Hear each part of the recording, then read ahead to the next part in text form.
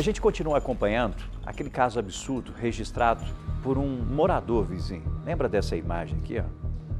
O caso do padrasto que foi flagrado agredindo o enteado. É uma cena difícil de assistir. Lembra que ele, o padrasto, e também a mãe do garoto foram presos suspeitos de tortura contra esse garotinho, um garotinho de apenas 8 anos aqui na cidade de Uberlândia. Eu tenho novidades em relação a esse caso. Carolina Barros, o inquérito foi concluído. Ela que está ao lado da doutora Lia Valek para trazer as informações importantes em relação ao trabalho feito de investigação por parte da Polícia Civil e com a conclusão desse inquérito. O crime de tortura realmente ficou tipificado nesse tipo de ação? Ficou muito claro para a polícia depois das investigações? Esse barulhão.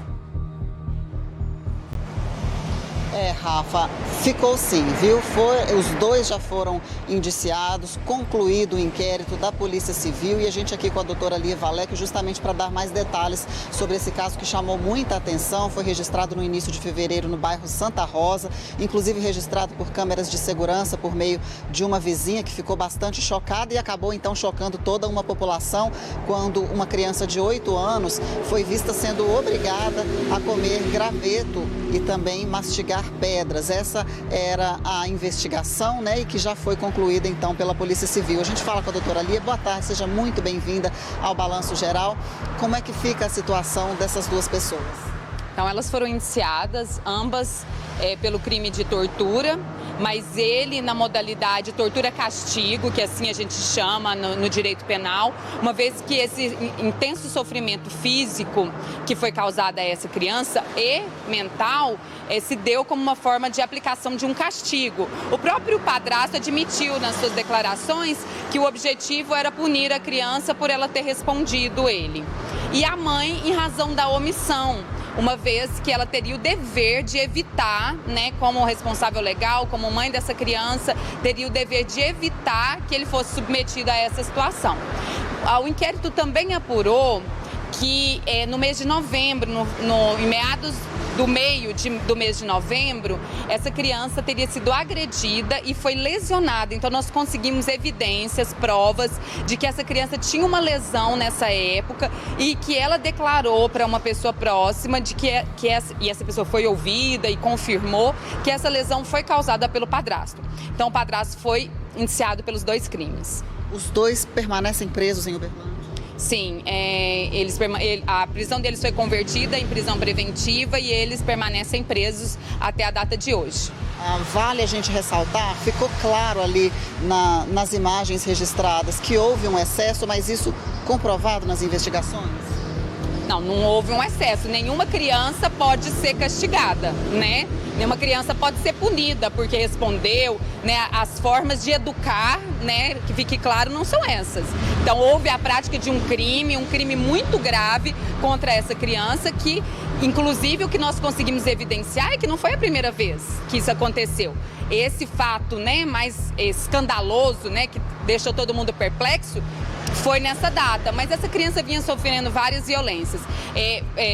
Houve indícios também de abandono de incapaz, que essa mãe e esse padrasto deixaram essa criança, mais uma adolescente e uma outra menorzinha sozinhos numa residência por um período longo.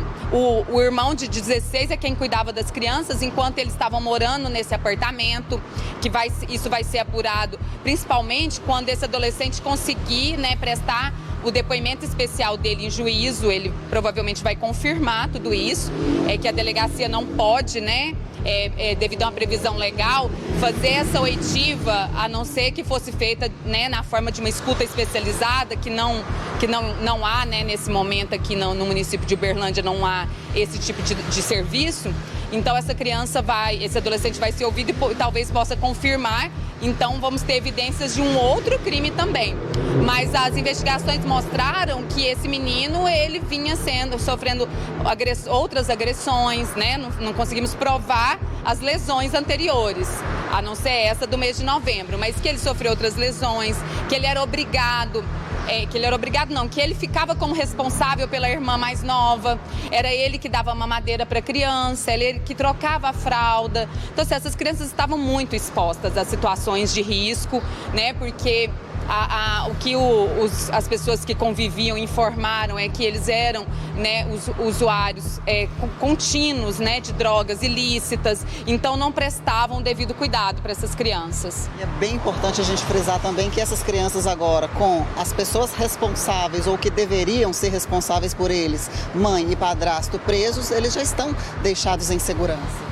Sim, as crianças até então, né, até o último contato que eu tive, estavam numa instituição de acolhimento, porque, né, a responsável legal não foi capaz de oferecer a proteção e o cuidado que essas crianças precisavam, e por isso elas precisaram foi necessário que o Estado intervisse, né, para que elas tenham agora, nesse momento, o cuidado e a segurança devidos. Para a gente entender, a prisão preventiva foi decretada, eles permanecem presos. Quais serão os próximos passos nesse caso de investigação? Ainda continua? Não, a investigação foi concluída e o inquérito foi encaminhado para a Justiça. A prisão preventiva não tem prazo determinado, né? É uma decisão do juiz se os mantém preso ou não. E somente o adolescente agora a ser ouvido nos próximos dias? Não, mas isso vai ser feito na Justiça, né? A Polícia Civil não pode, em razão da ausência da possibilidade de escuta especializada, fazer essa oitiva. Então, agora o depoimento especial será feito no fórum, como deve ser, né, como a lei prevê, e se lá houverem evidências de novos crimes, aí a Justiça encaminha para a delegacia fazer a apuração desses novos crimes em que houve a constatação de indícios. Perfeito. Obrigada, doutora Lia Valec, falando com a gente ao vivo no Balanço Geral sobre esse caso que chamou muita atenção.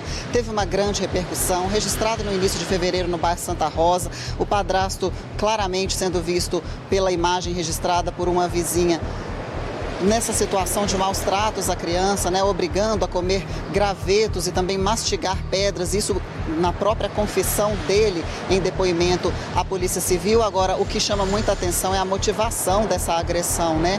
Mesmo já tendo constatado que houve agressões anteriores, eles conseguiram apurar, inclusive, a motivação, que seria o fato de o menino ter pedido mais um ovo na alimentação. O padrasto negou, disse que ele não iria comer mais porque já havia comido alguns, e a resposta da criança a essa negativa teria deixado esse padrasto muito nervoso e ele acabou reagindo dessa forma, agredindo essa criança, obrigando-a, né, a comer o graveto, enfim.